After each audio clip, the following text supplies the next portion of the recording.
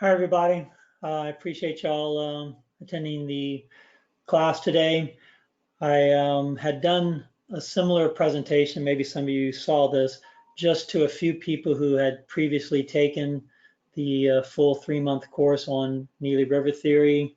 And this would be a group of people who already have TradeStation and are looking to learn about the advances that have happened. But that class went so well that and people enjoyed it so much that I thought I would introduce it to my entire database. So we have quite a few people signed up today. It's over 60. I only show 20 right now, but over 60 have signed up. So I'm not sure if they're going to trickle in as we get started. But NRT has advanced, or Neely River theory has advanced dramatically over the last 3 or 4 years. And I project 20 years ago. Before that, I was strictly doing wave analysis to do all of my trading and forecasting and stop movement and everything. And so for the first 20 years, pretty much of my career, I was focused on perfecting and improving wave theory, orthodox Elliott wave to make it what I now call NEoWave. And when the markets were predictable, when they weren't, it was much more problematic. Because wave theory depends on predictability to be able to tell you what to do. And at the high in 2000, I knew that the predictability of the stock market was going to begin to be a major problem for about 20 to 30 years, because wave theory is great when a market's trending, but once you get into very complicated multi-year corrective environments, it can be extremely difficult to figure out what to do or what's going on. So it was right after the top, and when I was turning bearish on the stock market for the next sideways environment for about 20 years, that I decided I needed to begin a new project. And I was going to trade a market that I knew was going to mostly go sideways in a huge choppy kind of range, but would mostly go sideways for potentially 2 to 3 decades. Turned out to be over 14 years before we started making all-time new highs.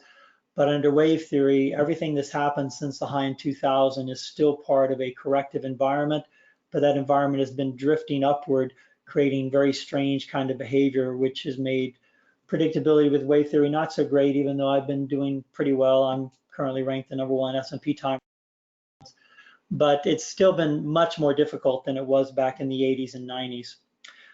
So anyway, I had began this project because I knew that trading was going to be difficult with wave theory, and I needed a new kind of approach to allow me to trade and deal with markets and make money when a market was a mostly unpredictable environment. And that was the beginning, sort of the foundational process that started the Neely River project. And it's been going on for years, and for a great portion of this time, I've hired Stefan to program all this technology into TradeStation. It's been a constant tweaking process for nearly 20 years, and perfecting this part and that part and piecing it all together, teaching people about the process, which has helped to perfect it. So now it's gotten to the point where I finally feel that after 20 years of work, that river theory has become a very sophisticated, objective, logical, and effective form of trading that is similar to the logical step-by-step process that I created for Elliott Wave, which I of course now call NEoWave, but it's similar to that process, but instead of it being focused on forecasting, it's a trading technology. So you know what to do, when to do it, how to pick stocks or ETFs or markets, and how to manage them after you're in. So it's a very comprehensive process that gets rid of all the subjectivity and emotionalism of trading, which is a big reason most people don't make money trading. So let's start off here with what is sort of the big picture review, and then we're going to work our way down. So the most important thing to realize is that, I personally realized a few years ago, is that if you want to do well in the markets, you can't limit yourself to 1 or 2 or 3 markets. You have to expand your possibilities. What happened to me back 2015, 16, and 17 for my fund is that 3 of the 4 markets that I followed did absolutely nothing for 3 years. I mean, they went sideways for 3 years. So 3 of the 4 markets I could trade, you know, I really couldn't get any opportunities out of them. So I was only left with the SPY, and that was really not predictable with wave theory. So it put me in quite a quandary. And so my fund performance wasn't great during that period. And that sort of forced me to realize around late 2016, that I had to start doing something else, that I had to figure out a way of expanding my horizons and dealing with many more markets. And I finally realized that diversification is a much better process because it gives you the chance to find only the best opportunities, the markets that are moving the most, so you can make the most money the quickest, instead of trying to do the best you can with something that's not doing very much. But most people who spend most of their time forecasting markets try to forecast the ones they're interested in and taking advantage of every little up and down movement. But the shorter the time frame you trade, the greater your commissions are going to be, the more amazing your prediction capabilities have to be.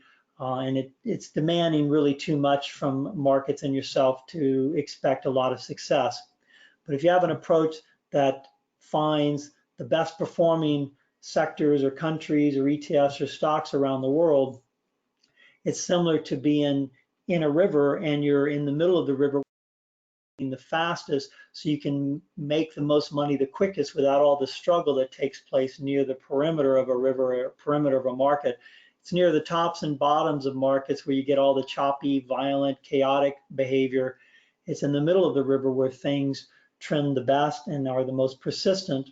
And that's the way you can use that concept in market, find the best trading opportunities and make the most money the fastest with the least risk. When you're in the middle of a channel, you not only have greater momentum, but you also have much less downside movement against your position. So if you get in, it's much less likely to go dramatically against you than if you're entering near a major top or bottom where the markets are much wilder. So I realized that diversification was important, and that I also began studying about 4 years ago, 3 or 4 years ago, the options market, and realized there's a substantial ability to increase your bottom line results by learning sophisticated option strategies, learning how to on long positions, which is similar to collecting rent on an. So if you consistently write options premium on a portfolio of long positions, you can make monthly kind of income even if the market's going nowhere.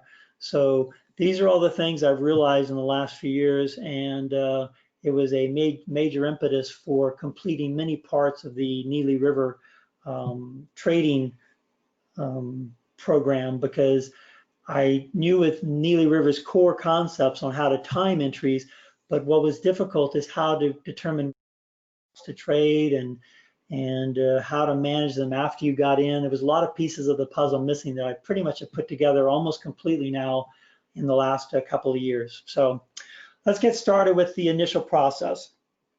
So what's important when if you're going to approach the markets from a much more diversified perspective, first thing you're going to want to do is find the best performing countries in the world. This is where I would start, and you can break it down from there. If you don't want to trade countries, you can break it down to US sectors if you're in the US, or individual sectors in your own country. But I start first with the best performing countries in the world. And here, this is the latest printout. You can go to this by going to just.com and finding the best country ETFs for the last year. And this will show how well they're doing. Now think of this as a list of countries that are moving the river. They're not at the choppy spectrum of the market's action, not near the north or south channel, but they're in the faster moving segment where you have this massive momentum. This is for a whole year, so you have a lot of momentum behind these countries that limit downside risk as you're getting into them if you're going long. So here we have Russia, Taiwan, Italy, France. This site won't give you the actual symbols, so there's a second site that I use which is Etfscreen.com. And this helps to tell you which ETFs fit these individual countries. So we're looking at Russia and Taiwan. Let me switch over to my other page here so I can keep track of this. So I'm going to click here and I'm going to type in the symbol. I'm going to type in the word Russia, and it'll bring up all the Russian ETFs. And you want to organize these by volume. So if you click on this little down arrow here, it'll put the highest volume ones at the top. You don't want to trade ETFs that don't have a lot of volume. And this is a 21-day total. So if we take some of the lower numbers like 6 million, I'm going to use my calculator here, 6 million divided by 21 equals 285,000. So all these are decently fine. You're looking for something that's preferably comfortably above 2 million. So if you divide 2 million by 21, that's going to put you right below 100,000. So anything below 2 million is not going to be quite enough. You want a stock that on average trades about 100,000, 200,000 shares a day, or an ETF that's in the same ballpark. And so these two would be the only two I would consider looking at. And I'm just going to pick the top one in this case. So RSX, and I'm going to write that down real quick so I can remember this for the next step we're going to go through.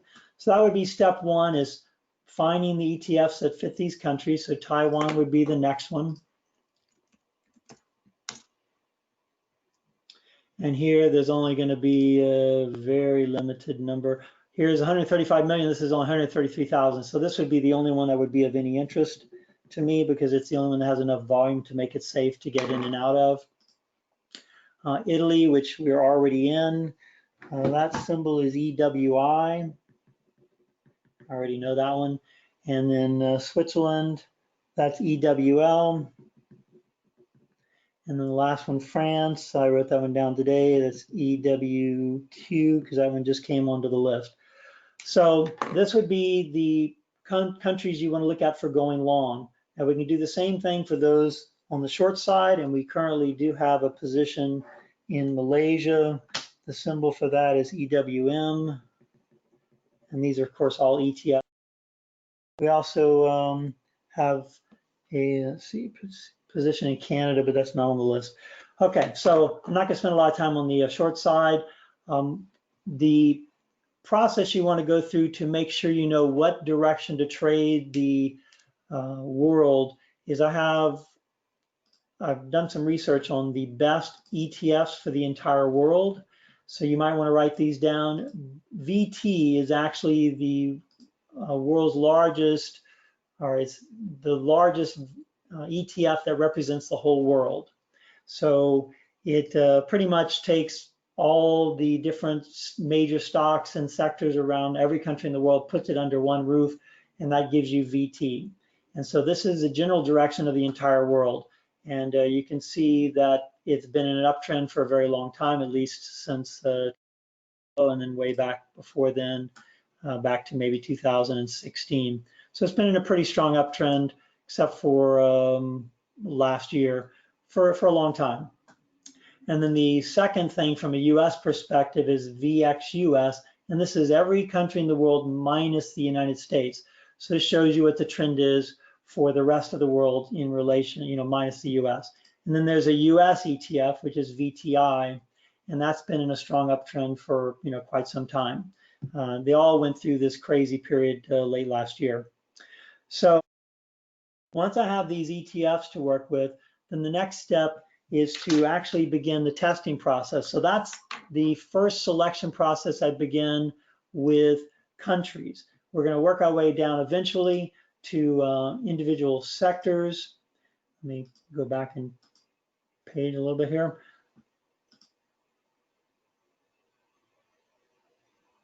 Looks like I must have closed a tab. Hold on one second. Sectors. Okay, there. I need to add one more tab here.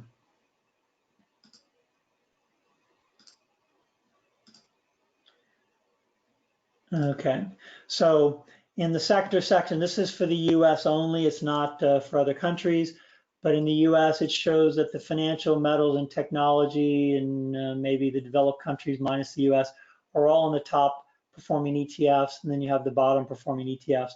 Now for my, we have positions in the bottom 4 and the top 4.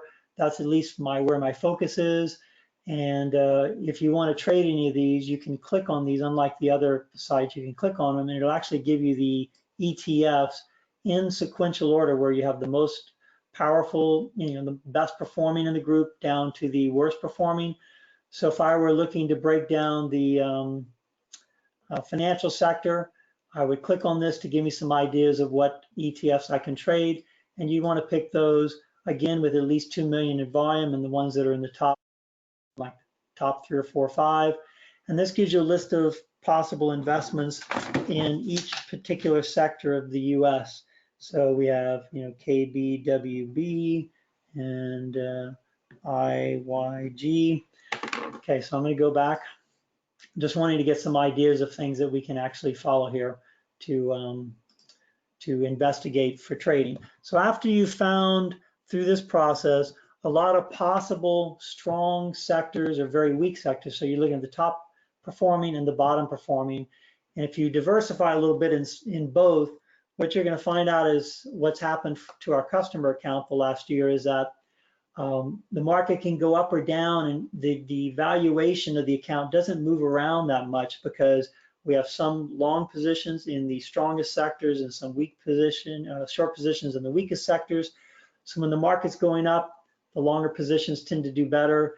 The weaker positions don't go down as much, or may go sideways, or may go against us, but the longer positions do better. When the market goes down, the shorter positions do better. And we have a lot of options premium written on most of our positions.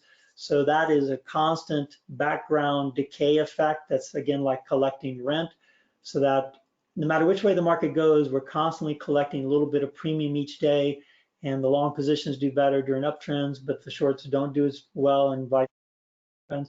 But the net result is the account doesn't move around as much, and there's a slow, gradual increase in value due to deterioration in options premium. So this is the first step in selecting what is the best, where are the best opportunities, the best sectors, the best countries, and then you can begin the weaning process to decide which ones are the safe ones to actually consider. So this is where I begin what I call the channel filtering process. So let me pull up some of these ETFs we looked at earlier. These are the ones I just wrote down. So we have RSX, which is Russia, an ETF in the US that represents big Russian stocks and companies. So here you can see from a Neely River standpoint. Now this layout and information is only possible if you have TradeStation and you have our Neely River software. If you've taken my class and you're doing it by hand for a different country, then you can do it by hand also. But Neely River is a trading technology. It's not a forecasting technology. So it tells you when and where you can get into markets safely and where to put your stops and potentially how much risk to take and so forth. But it doesn't tell you what's going to happen. It just gives you the best time to enter a long position or the best time to enter a short position. But this initial perspective is just from a monthly perspective, and it's incorporating volume analysis, which is very important long-term to telling you whether there's growing demand for something or decreasing. It's similar to being in any market. If there's a public demand for something, prices go up. If there's a public disinterest, then prices go down. So you want to see evidence of increasing demand, volume flow positive over time as the market's advancing, showing that people are coming into a market, and that's what's going to give you a long-term foundation for an uptrend. So this chart's telling me two things: that the volume flow is positive, and I can actually add the volume information so you can see. This is what I call Neely on-balance volume. It's a manipulation of on-balance volume information to produce a more reliable indication of real trend in the market. This is also incorporated with our NRT package. But you can see here it shows volume flow has been positive since about May of this year. And you can see that the last channel that was broken and exceeded is here. So there's no resistance above the market. More often when you're in a channel, let me pull up an S&P chart for a second. More often when you're in a channel, you're going to see the resistance above, or the market's reaching it or it's near support, near the lows.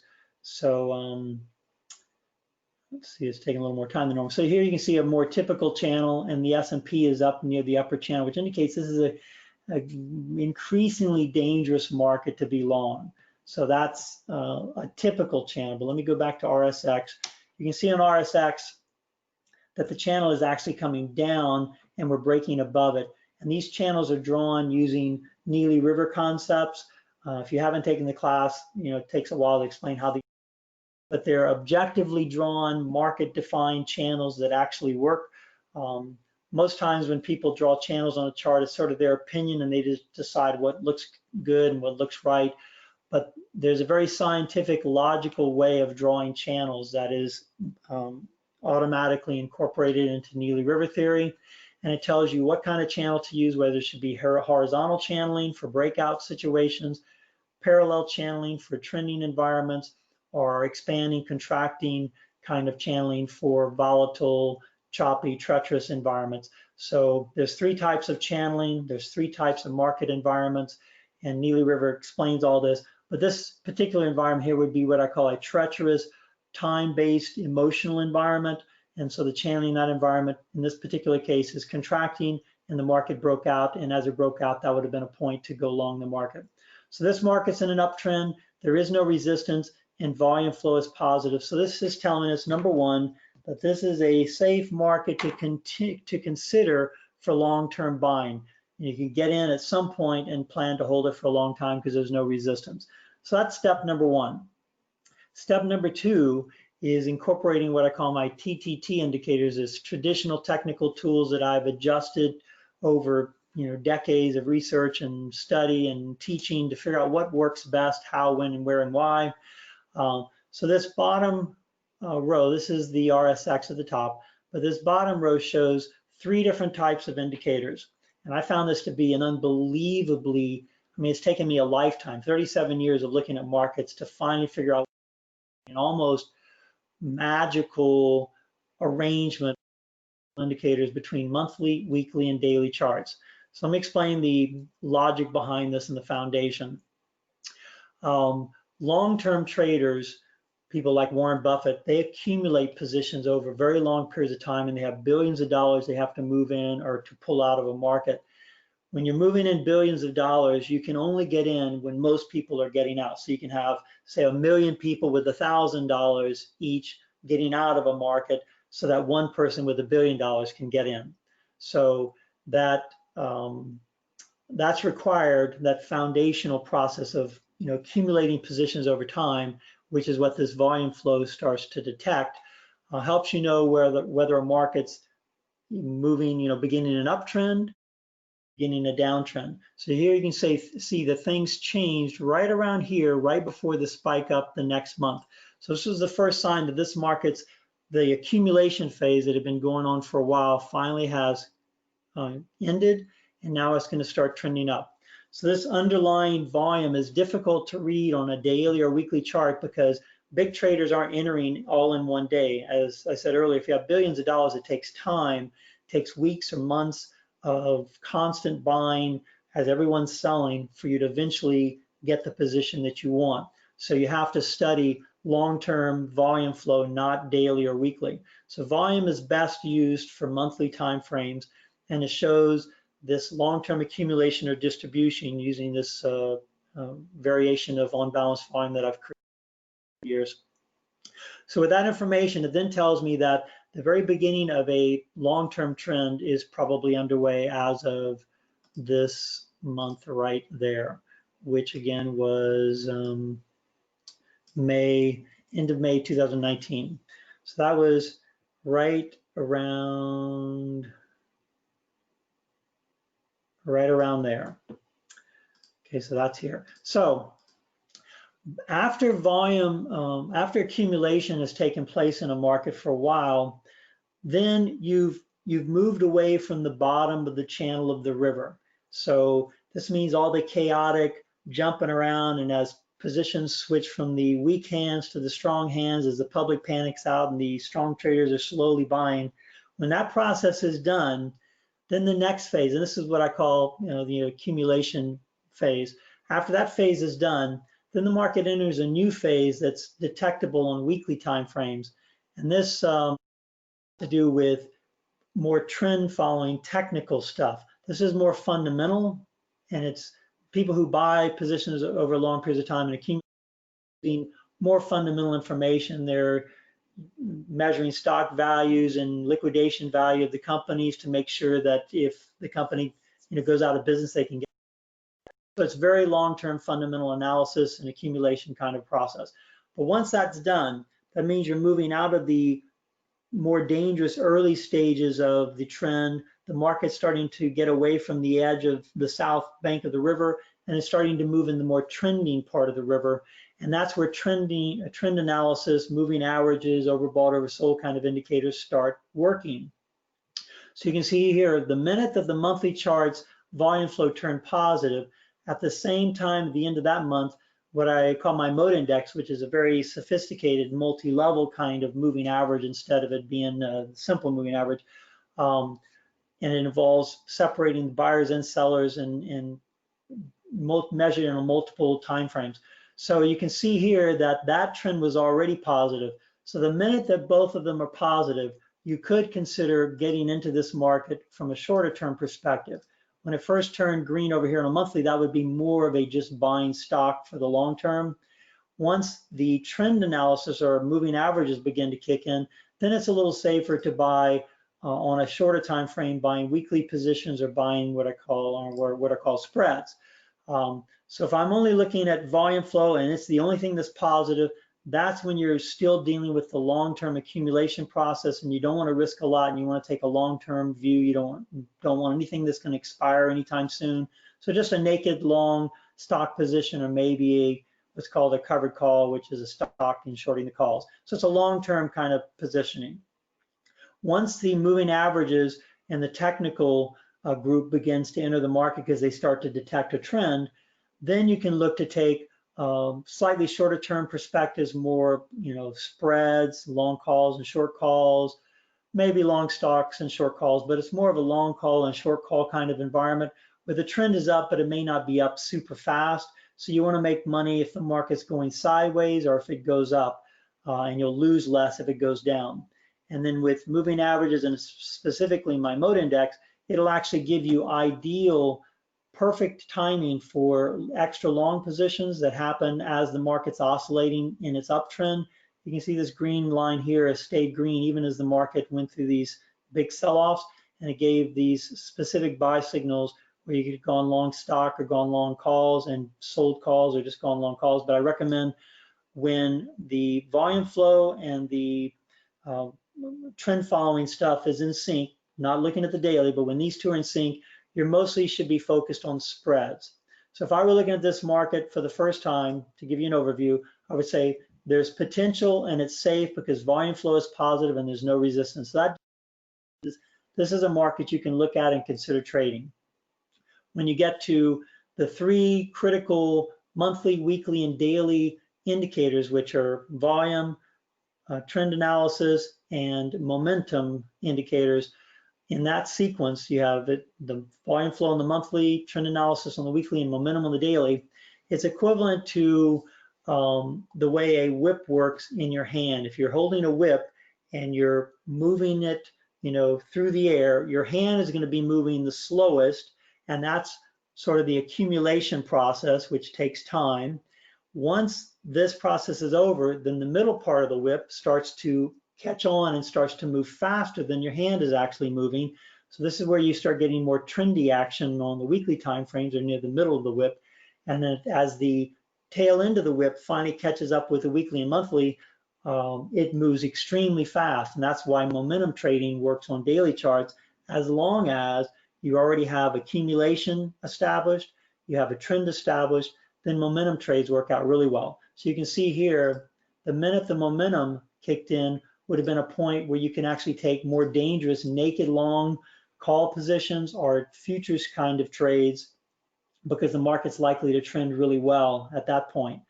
Now, this all may seem, sort of simple to you, but this has taken me 37 years to figure this out. This is something I've only discovered in the last year or so, and it's probably the most significant additional discovery I've made besides Neely River theory itself and my discoveries for Elliott Wave theory, that it's one of the best ways I've ever seen to, or it is the best way I've ever seen to determine what kind of strategy to use when you're going to trade.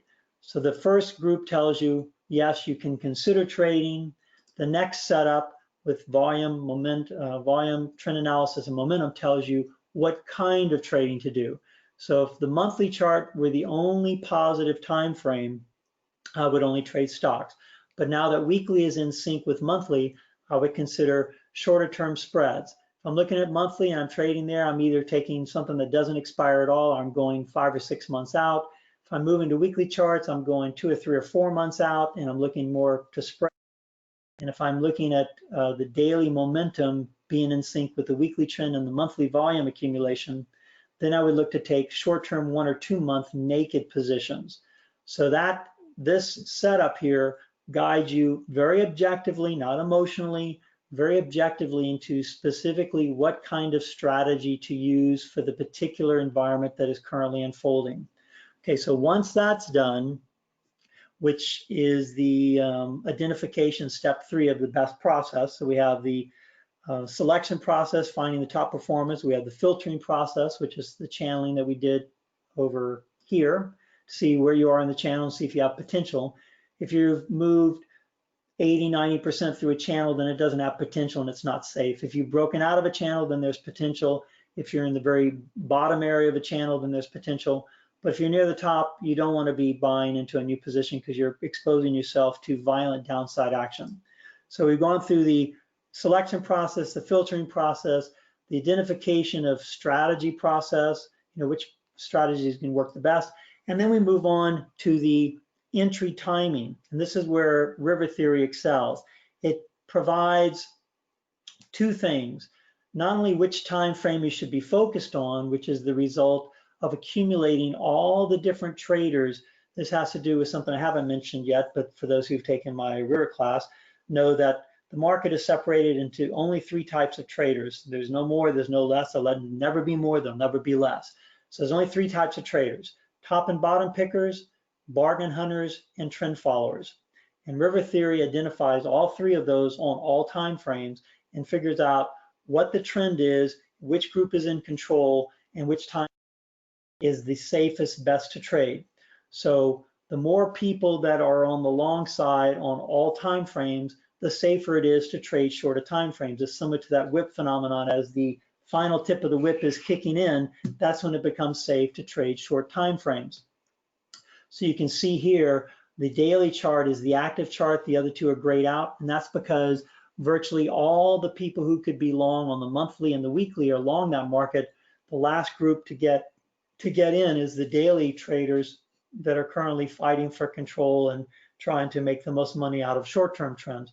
So right now, Neely River is picked based on an assessment of all the different traders and all the different time frames and which way they're trading, that it's safe to trade daily charts, and it's giving you a specific rule of how you have to enter depending on if trend followers are in charge, bargain hunters are in charge, or top and bottom pickers are in charge.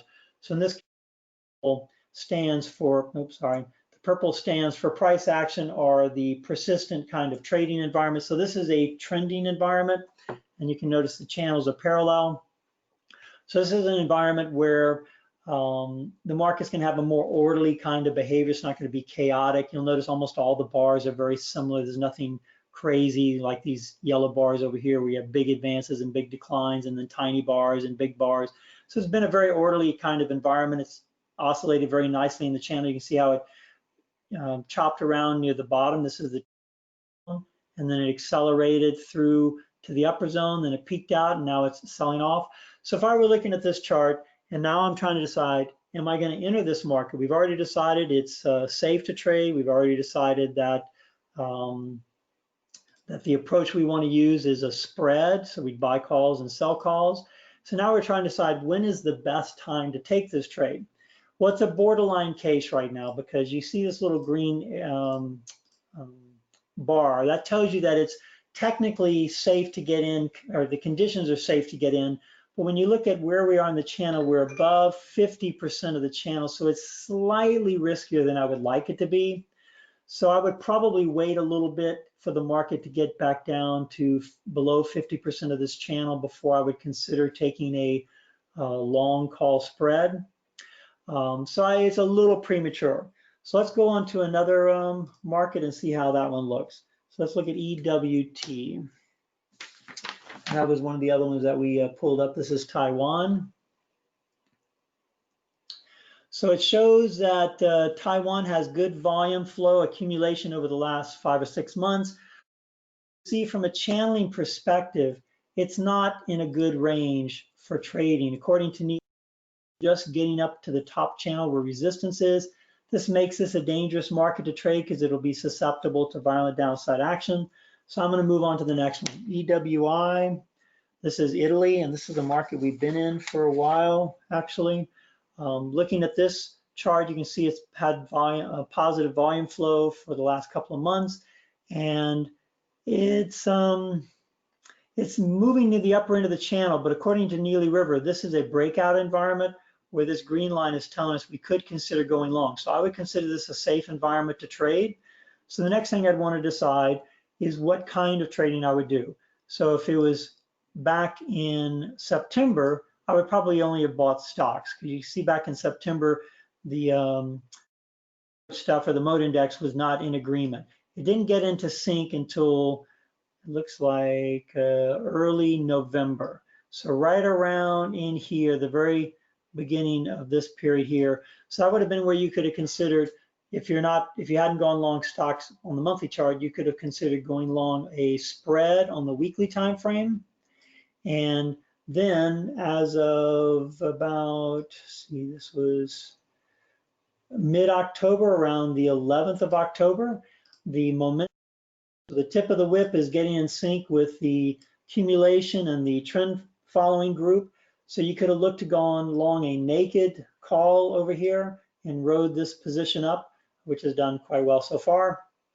Now I want to remind you that these positions I'm talking about were not cherry picked by me. This is just looking at this list of the best performing sector, best performing countries, and just look at them right on the chart in real time.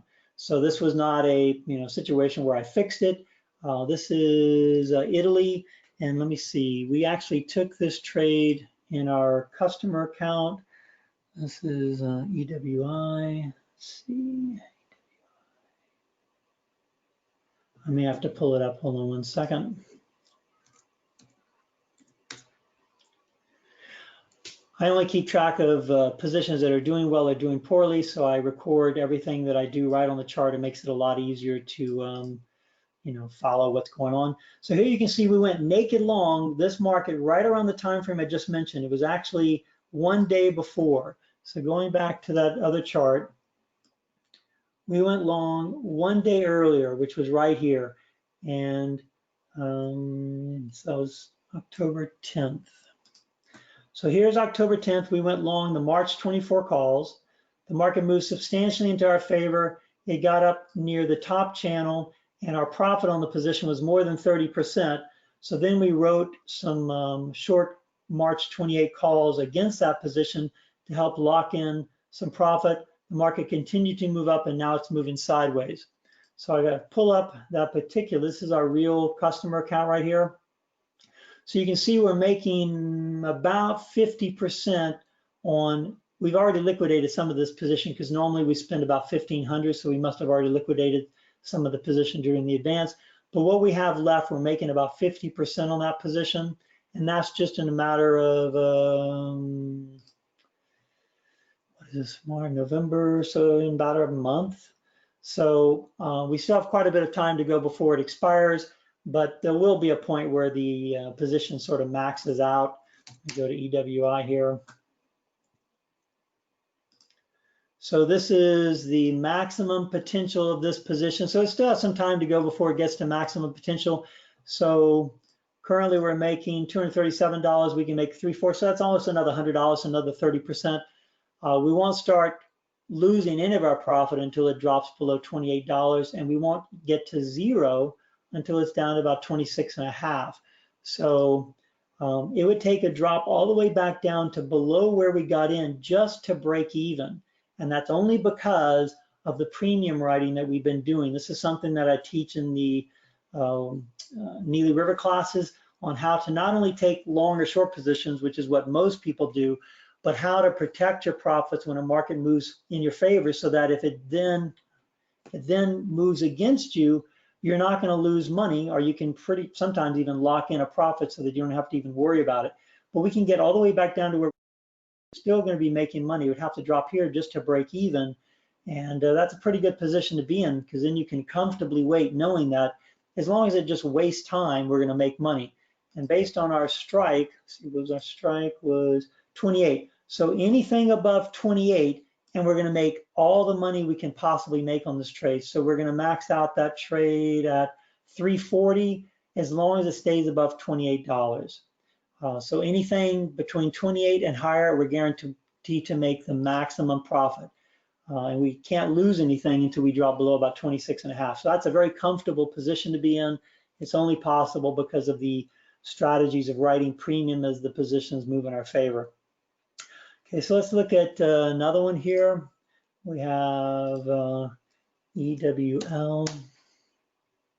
This is Switzerland. We don't have a position in Switzerland, but maybe looking at this might convince me. No. So right off the bat, you can see that this is not a market based on river theory. That is a safe market. It's been under accumulation. So a long time ago, it could have been a stock purchase, but now you're in the turbulent North Bank zone where a big reaction is very likely. So I would just skip this and move on to the next stock. So EWQ, this is France. And doesn't look so good. It's been under accumulation for a while, but you can see we're getting close to the upper end of the channel. The top 25% for a price controlled environment or trend following environment is not safe. So I would skip that. The next symbol we had picked out was Kbwd. I'm not even sure what this is. It's a high dividend thing. So now it's doing analysis on this stock and seeing if there's any safe way to. This chart is grayed out because every group, the trend traders, the top and bottom pickers, and the bargain hunters are all short the market. So even though there's signs of accumulation, it's still too early. You don't want to get into a market until at least one group, the trend traders, the top and bottom pickers of the bargain hunters, finally gets into the market, and that it's not just a sort of a fight between the trend traders, the bargain hunters, and top and bottom pickers, and the long-term accumulators. When there's a conflict existing between those groups, it's very volatile. You don't really know who's going to win or how it's going to go. So this is just telling us to stay out of this market and not do anything. So let me move on to the next one. This was the last one I wrote down. It was IYG. This looks pretty good.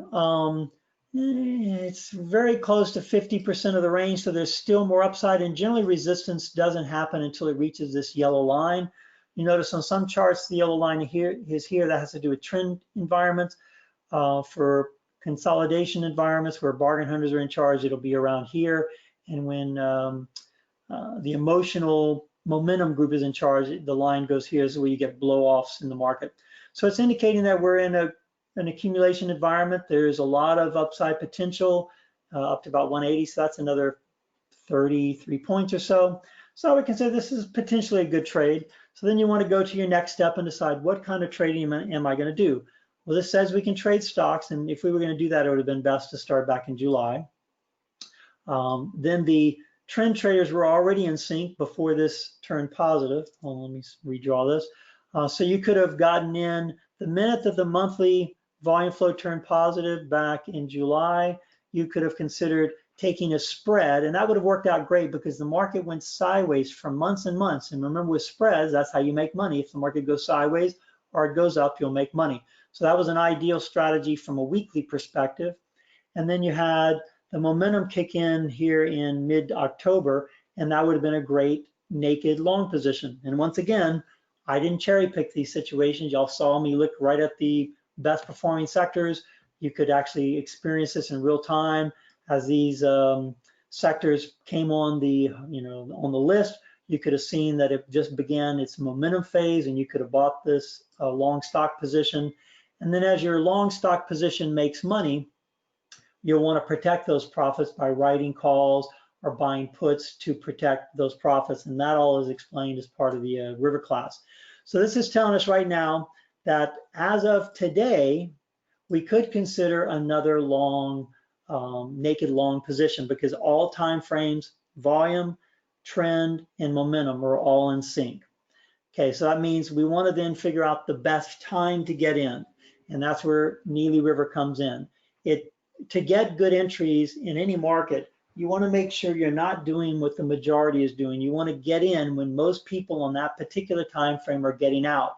So when you're in a momentum environment, which is based on what I call time measurement, when you're in a momentum environment, you need to have the trend traders stopped out of their positions. So NRT is not giving us any buy signal. You notice there's no little green bar anywhere in here to give us a signal to get in. So we're going to have to wait for a sell-off, and once that sell-off occurs, then we can initiate whatever strategy is recommended. If it drops enough, it's probably going to turn this back to gray or maybe even red.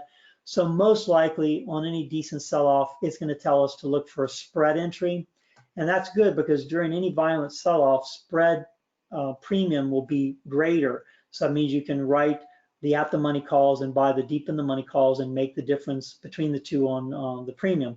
So if I were looking at this, I would actually wait for a pretty violent kind of sell-off. And so this is not a good trade right now. Let me just, since we don't have any other substantial trades other than I think the Russian one that we talked about, let's look at some trades that I've taken in the recent past for my actual customer service account. This is a real world $50,000 account, and we're currently using about $30,000 of that $50,000 to take positions. And all these positions are listed right here. So these are all the real for all these different accounts. And when I get my money management macro printout each day, which is done through Excel, it tells me which positions are making a lot, which positions are losing too much, and how to manage them. One thing I haven't mentioned yet, a thing that most people do is not only forecast their way into a market, but they forecast the entire time they're holding the position, and they forecast where to get out and when to get out. And I can assure you, if the foundation of your trading approach, for 20 years, the foundation of your trading approach is all forecasting, it's gonna be very difficult to make money trading, because once you're in a position, forecasting actually from doing what's proper and what's right to accomplish the quote holy grail of trading, which is creating a 3-to-1 profit to loss ratio or greater with your trading. When you're forecasting your way out of a position, you're not considering that information, and you're also not giving positions time to make money. I've used this analogy multiple times for those who have taken my class. I don't know how many of you in this group have taken my class. Most of you probably have not. But it's similar to buying a company. When you're considering an investment in maybe an unknown new technology or a new company of some sort that's pioneering a new field, all you can do is predict what might be the demand, how the company might run, how much it might make, and all these things have to be forecasted in your business plan. And from that, you might appeal to some investors to take the chance the reward is worth it, and they decide to get in. But once a business has been launched, you're not going to keep going back to your forecast and saying, well, the company's losing money, but my forecast says we're supposed to be making money, so I'm just going to keep hanging on and hope I'll make money. That's the way most people trade, and it's the reason they lose money trading. Once you buy a company or once you're in an investment, the only thing you should be worried about is its performance. Is it performing? And if it is, there's certain strategies you use to protect profits. And if it's losing money, you should start scaling out of that to cut your losses quickly. And the other side, of course, is letting your profits run. That's the thing you've heard maybe dozens or hundreds of times over, years and years. But that is the key to making money in markets, but most people don't know how to accomplish it. And that's because once they're in their investment, they constantly are trying to predict everything to do. And the odds of being right when you're predicting are about 50%, maybe worse, for each stage of the process. So let's say that you're trying to predict what markets are worth trading. So instead of following the approach that I mentioned earlier, where you're looking at actual real world evidence of performance, you're just trying to predict which ones are going to perform in the future, not which ones are performing well now, but which ones are going to perform in the future. You know, most people get nervous when they when they get into something that's already advanced or already declined, because they think, oh, I'm not in at the top or the bottom, so it's dangerous. But it's similar to credit ratings. The people with the best credit ratings are the ones you can trust the most with, you know, your money or your loans. The ones that have the worst are the ones you can least trust. So good performing stocks and countries and ETFs are the ones that are likely to continue to perform well going into the future. So when it comes to markets, you shouldn't be afraid of buying into new highs or selling into new lows, but you need to do it, reduces your risk, and you have a strategy to contain losses by scaling out slowly at the proper points when the loss gets too great, and protecting profits when the market's moving in your favor. I can show you a little bit of this with some files that I've put together. This again is all incorporated into the Neely River classes, but this would be the final step. This has to do with the management process of trading. So down here shows some of the details that I use and that are automatically programmed into my Excel money management macro. But let's say you're long call position, and that call position starts making 30% or more. Then you're going to want to start protecting the profits on that position, because the market can go against you. So as the market was advancing here on our naked long position, it was up more than 30%. So I wanted to protect that by selling premium. When you sell premium, you actually collect that money, which reduces the initial cost of your original long. So instead of spending, say, $100, you may now be only exposed to $50. So if it drops down to here, you're still going to make money, because the market, you know, this position here is going to make money as the market goes up. This will lose money as the market, sorry, this position will make money as the market goes down. This will lose some money, but the net result of those two is it's going to buffer you against loss. So I was following this rule here by protecting the profits on my naked long calls when it went up more than 30%. And so I wrote the calls, and now it puts me in a very comfortable position where we're not only up about 50%, but we can drop a huge amount down to here before we even lose any money into expiration. Drop down to here to start, well, we won't lose any money. We'll make all the money we can make at this point. Here's where we'll start losing money if it drops to here, but that's a pretty big drop. And all the time the market's going sideways. If it does, we're going to keep collecting a little more premium, so it gets more and more profitable to hold it all the way until expiration.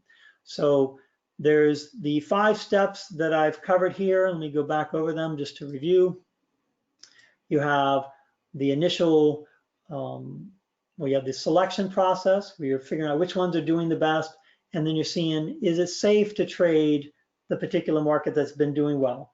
And you determine that by the volume flow and where it is within the Neely River channel. After you've done that, then the process is to decide what kind of strategy, which is stocks, spreads, or naked option positions. And then after that, you use Neely River to time your entry to make sure you're getting in only when a significant number of people who are trying to be long with the trend are getting out. So they're doing the wrong thing at the wrong time. You're getting in at the right time with the larger trend. So the monthly determines the trend of everything, and you work your way down. Again, using that whip analogy, the monthly is, you know, if it's under accumulation, is going to continually flow sideways or up. So that's the direction you want to trade in this particular case, but you want to get in as the weekly is going through its downside oscillations, you know, during these lower points here. And then as the momentum kicks in, that's when you're going to want to go in your most dangerous naked long positions where you have a lot of leverage, a lot of chance to make money over short periods of time. But this is the only time it's safe, is when all these other elements are in sync. So this combination helps you decide whether you're going stocks, spreads, or just naked long positions. And then Neely River helps you determine the timing, and it's telling us right now for this particular market, there is no safe timing. Now, for those of you who follow some of the general US stock market stuff, I figured I might as well just go over, you know, a little bit of some of the markets I used to follow, just to give you an idea of where things stand and how dangerous they might be. So here, if we look at an S&P chart, you can see accumulation has been in progress since mid-2016, and that was a great time to buy the SPY. So it's been an uptrend. You see right here, there's a little brown arrow that indicates that the emotional group, the emotional traders, were jumping in to the market, and this became a momentum kind of environment. And volume flow was agreeing with it, so you had a major long-term buy signal. You were in the lower end of the channel. You had a lot of room to make money, so it was a great environment. So that was the first approach. But now you can see we're very, very close to the dangerous zone of the river, where we're in the point where it's been 2 times before, where it peaks and we go through these violent sell-offs. And this was a really bad one late last year. We're moving into that same time frame where really take place. So if you're long the stock market, this would be the time now to start protecting those profits. And probably the best way to do it is with buying puts. This is going to cost you 3 to 5% of whatever profits you currently have on whatever long positions you have, but it allows you to stay in with no concern. The market could go down to 180 and you wouldn't lose money, and you might even make more money than if it kept going up. Or if it keeps going up, you're not going to make as much, but you will continue to make money. But what it protects you against is a decent, any violent downside movement. So if I were in the SPY, that's what I would be doing right now. As far as strategy, there's nothing safe to do. You can see volume flow has been good. You might look at spreads, but at least from a moving average standpoint, the faster portion of that moving average analysis is above the top channel. So it's a more dangerous time. It'd be much better if you'd gotten in these areas. Momentum kicked in, so you could have considered a momentum trade back here, but now it's just way too dangerous for that. Let me take a look at GLD. Okay, so is in a long-term uptrend. Accumulation has been going on since early 2019 or late 2018. We have plenty of room to make money. You can see that the upper channel is pretty far from where we're currently trading. So this is a viable market that you could consider trading for the longer term. So the next step would be, what kind of strategy could we use? Well, volume flow has been very good. So stocks are perfectly legitimate, but it would have been better to do those, way back over here. That was early 2019. From a weekly perspective, the mode index kicked in right around the same time. So this would have been December. So right into January, the trend analysis was already in sync, which I call my mode index. So you could have gone long a spread, and you could have done this over and over and continually wrote calls against long positions for this whole way up. There was a really great buying opportunity indicated here by my mode index. See the little green dot right there. So really good trending environment. And then a few times we've had some momentum trades going back, over this year. So after December, the weekly kicked in going into this time frame. So you had a few momentum plays you could have had there. And then of course it went neutral, then went negative, and another momentum, phase in here. That one may not have paid off too well. This one definitely would have lost money. So using your money management rules, you would have exited at a small loss. The loss process should be where you're risking no more than about 25% total of whatever you invest. So say you risk $1,000, you don't want to lose more than $250 on the trade. Another momentum trade that probably wouldn't have worked out, probably wouldn't have made any money there. And then looks like another situation you wouldn't have made money there. And this one would have kicked in probably a good period of time here. So the momentum really kicked in really well here, and you could have caught a nice advance and stopped again and could have gotten in again. The market was pretty choppy, but it started trending again. So you get the idea of how you could have used this to decide what kind of strategy. Now remember, the entry process is not determined by this. This decides the strategy. So I can't say what T was looking like. Maybe it wasn't given a signal. So T, as of the last few weeks, on the 28th, yeah, it's showing that the daily chart is not the active time frame. It's not the safe time frame to enter. That currently you would want to be trading weekly charts. So the only entry signal we've gotten on a weekly chart would have occurred right here. This is what's called a bias accumulation environment. So it's telling you that all the traders except the accumulators were doing all the wrong thing right here. And you can see this little green line. That line would have been green for this bar, and this bar. So this is telling us we can now get in. Our time horizon is weekly, so we're looking for about 3 or 4 months out. The strategy we wanted to use is writing spreads. And so that was a viable option, which we recently did, I think, for GLD. Let me see, or we did it for GDX. So we recently did GDX. We're currently up, I don't know, like 20% or something like that. Let me go to that actual trade, GDX. It's right here. We bought in a January spread here. This is a little bit different than GLD. It's a separate, it's a gold miner, so it's not actually gold stocks, but it's gold miners. So we bought a January spread here. This is a perfect example of how well writing premium can work, because we didn't go naked long here. We went long the 25 calls and sold the 27, which helps to reduce risk and helps us make money if it goes sideways. So as you saw earlier, the market's exactly where we got in, but yet we're actually up about 20%. Hold on one second. What's 133 divided by 840? What's 133 divided by 840? It's 3.325. So that's, did I do the, I think I did the math backwards. Yeah, I did. So it's, I don't know, it's in the 20% range, something like that.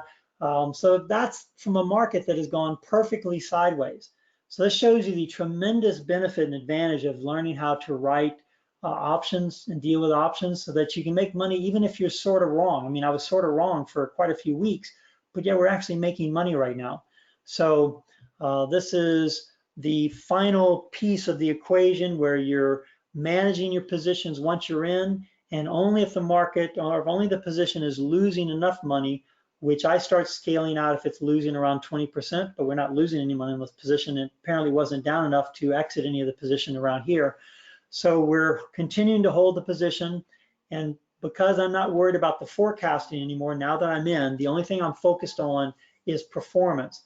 And performance is determined by the money management macro. I'm going to go ahead and show you how that works. This is only in TradeStation, so this is not going to work if you have something else.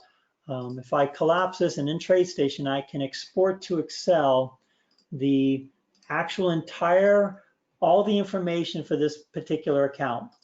And if I open up the other file here, give me 1 second.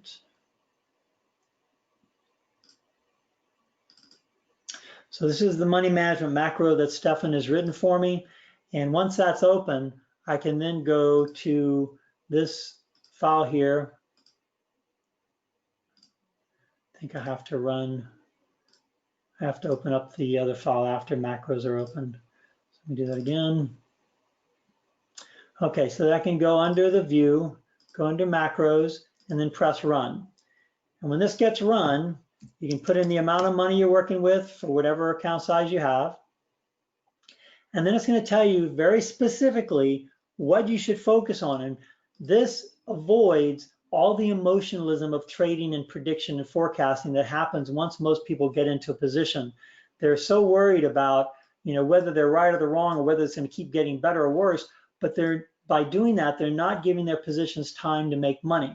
So here you can see it's showing that this position is down 26%, but because we've already scaled out of probably a third or 2/3 previously, we only have one position left, and it's going to take a 30% drop to activate a liquidation signal, which we don't have right now, but it is warning me this is the only one position that's not doing so well. You can see 77% of our positions are making money. We're up 11% on all current held positions. We're making $5,600 on a $50,000 account, so we're up more than 10% right now. Half of our positions, or 42% of our positions are short. Here we have an MJ, which is marijuana ETF. That's up 182%. This is up 62%. Shows how much money we're making on those that are not making very much. It just doesn't show it. If it's not losing very much, it doesn't show it. It automatically organizes all the trades into the most risky, which are single long options, puts or calls, and then verticals are the next riskiest. Equities are the next riskiest, which I don't have any right now, and then verticals would be the next riskiest, and the least risky would be what are called covered calls or strangles, where it's very hard to lose money on those positions, and those, we don't have any of those either right now. So this every day is my sort of my trading goal sheet. It tells me what I need to focus on and what I need to do. Today, is consider exiting part of this MJ long position, because we're making so much money on it that you want to scale out of some of your position. This is all part of the rules of money management that are incorporated into this and that are taught as part of the class. So this was similar to the printout I had today, and we took a few, we exited a few positions at a profit, and we, I can't remember what else we did today, but we had very little to do because the markets aren't doing that much. The markets are down, but I think the account is actually making more money today than it did yesterday. That's because a lot are short, and we have a lot of spreads. So it means that the market doesn't do very much. We keep making money from sideways action because of premium decay. So let me see if there's any questions that have come in. I've talked quite a bit and pretty fast. Let me see if I can pull up anything. Somebody said trade in versus or puts. I'm not sure what that question was about. Let me see if I can open up the attendees. See, this question was by Michael. Give me 1 second. Oh, yeah, we've gotten several questions in here, so hold on 1 second. Michael Bryden.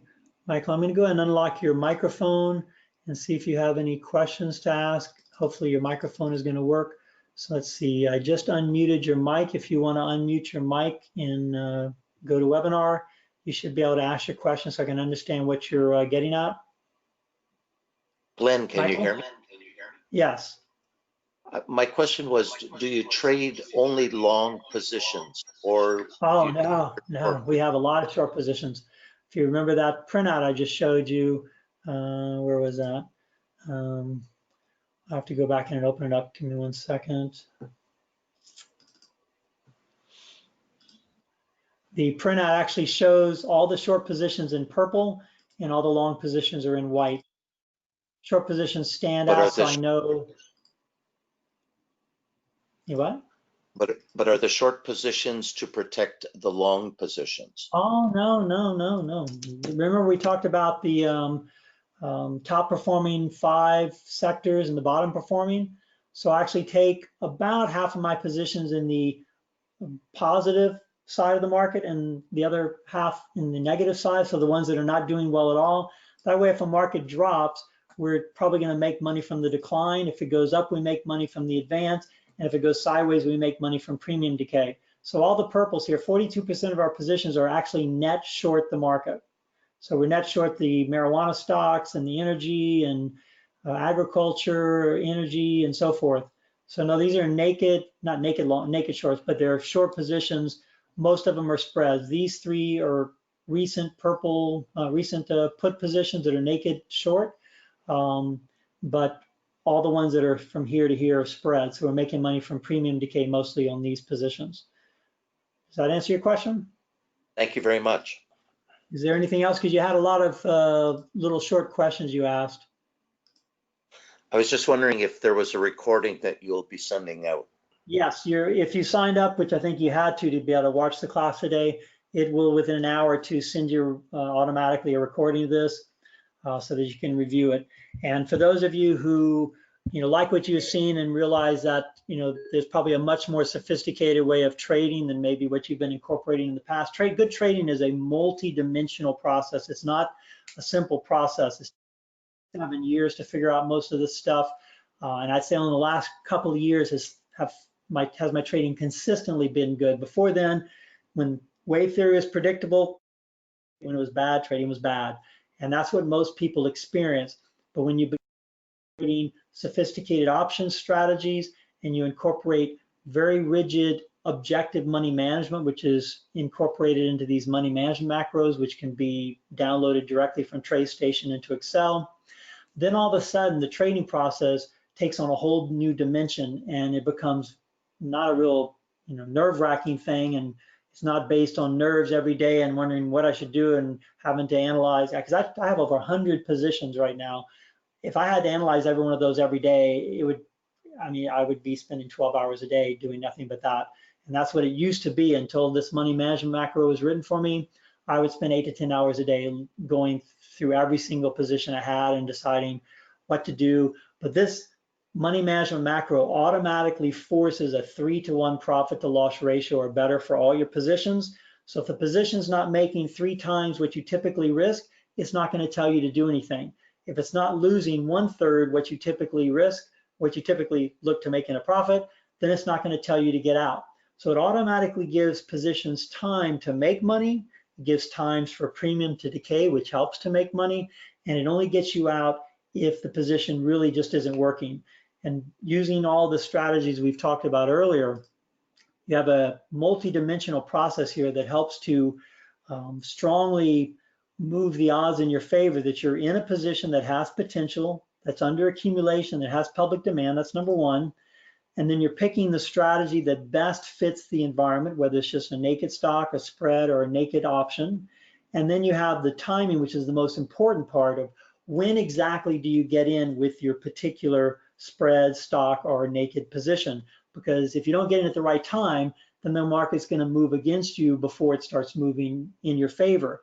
And so the timing is important to make sure it doesn't go against you too much, so you're not forced out before it starts to move in your favor.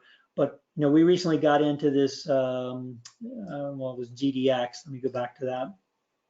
Into this GDX position, and this is really just a waiting game. Until it drops 20-25%, I'm not going to get out, and until it goes up 60 to 90%, I'm not going to start getting out, and that's it. So it's a performance situation, and most people don't have the patience because they don't understand that a big part of doing well trading wise is just waiting for the market, giving the market time to do what you wanted it to do or hoped it would do.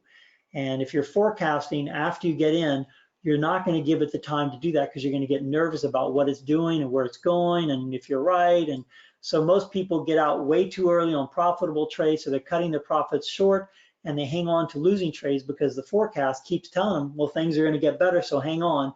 So they hang on to losing trades and they get rid of winning trades quickly. And that's the reason most people lose money. So this final stage of the process I consider to be the most crucial, life-changing part for me in the trading process. And it actually allows me to trade 100 different positions very easily. I get a report. I only look at 2 or 3 things a day. The rest of it I ignore because it's not up or down enough to worry about. And that's it. And then I go on with my day. So this is a revelation for my personal trading, for my fund trading. And I can assure you it'll do the same thing for you. For those of you who are interested in learning more about river theory, I'm not sure if Magellan's in the class right now. Let me see if he's in here. Yeah, Magellan's. Magellan, I'm going to unmute your mic. Did you want to say anything to anyone, Magellan? Everybody has my email, right? I believe that they do have my email. They can contact me. Type in? Let me type in your address in case they don't. I'm not sure if you get universal access or not, but it's Magellan@NEoWave.com, and it's not spelled in the typical way as Magellan is. So it's Magellan @NEoWave.com. And just so y'all know, for those of you who do have the Neely River software either in the past or currently, we've dramatically lowered the price of that because the development process is pretty much done. I've been doing it for 20 years now, and I finally have finished that process for the most part, so I don't have to keep paying Stefan every single month a lot of money to create this technology. So we now offer it for $500 a year instead of $1,000 a year. So if you have interest in if you have TradeStation and you want to use the NRT stuff and all these sort of fine-tuned indicators that I've created over time, you can talk to Magellan about that. If you don't and you're interested in the classes, then Magellan can help you. You can write to him and he can let you know about upcoming classes and things like that. But I can assure you, and we can actually guarantee the classes now because I feel so comfortable about the fact that I can make just about anyone a better trader now, that if you take the class and for the first month you don't think it's going to improve your trading or it's going to make you a much better trader, then we'll refund your money for the class. But after 3 months, I haven't had anyone ever say that the class didn't make them a much better trader, much more comfortable, much less anxious, much less nervous about trading and how to do things. Did you want to say something else, Magellan? No, we're good to go. Okay, let me see if there's any more questions coming in. Let's see. Have some more. Let's pull this up. Okay, so Nitin says, can you use weekly, daily, and hourly in place of month? Yeah, you probably could do that, Nitin. It would be a little more, it's a little more dangerous and difficult to make money with options if you're going to try to trade them hourly, unless you're just going to go naked long or short. I wouldn't get into probably writing options on hourly chart, writing spreads, but you could do naked long positions. That probably would work. You definitely want to maintain the 5-to-1 ratio where your largest time frame is 5 times bigger than the next smallest, and that's 5 times bigger than your next smallest. And you always want to keep the volume flow on the largest time frame, trend analysis on your middle time frame, and momentum on your shortest time frame. And remember, just because momentum, volume, and trend are in sync doesn't mean you can get in. You want to have the river concept tell you when the current group of traders that are in charge of the market are fighting the other groups of traders who are doing the wrong thing, and that group that's doing the wrong thing is going to be the time that you're going to want to get in. So river theory tells you the perfect time to get in. The TTT indicators tell you what kind of strategy to use when you get in, and the channeling just tells you, is it even safe to get in? Does this market have potential? Is it too risky? If you're near the top of a channel and you're looking to go long, it's too risky. If you're near the bottom, that's an ideal time to go long. So it's that combination that produces an extremely objective, systematic kind of approach to trading. And then the money management macros keep you emotionally out, not involved with the forecasting once you're in the trade, and it keeps a natural 3-to-1 profit to loss ratio. So all parts of the puzzle, in my opinion, have now been solved. It's something I've been working on for all my life.